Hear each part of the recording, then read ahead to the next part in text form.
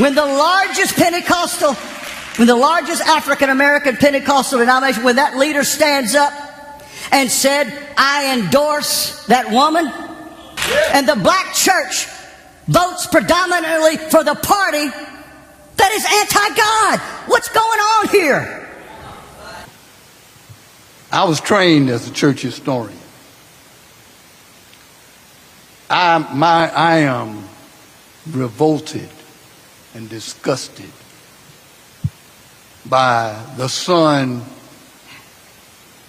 of a man who condemned other folk and then did the same thing himself. I will not be lectured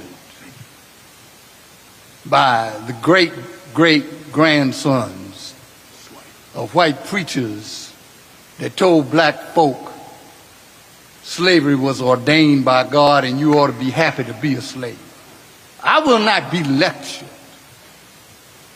and taunted and dismissed by white preachers who refuse to understand my dignity and my culture and only want to recognize me when I emulate them. The black church at its best has always been an institution for liberation of black folk and all folk. Our doors have always been open to anybody who wanted to come in.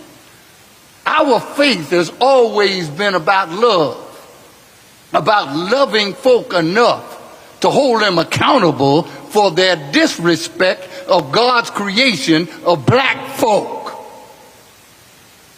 I serve a God who created me in God's own image and gave me the right to decide what I would do with my life.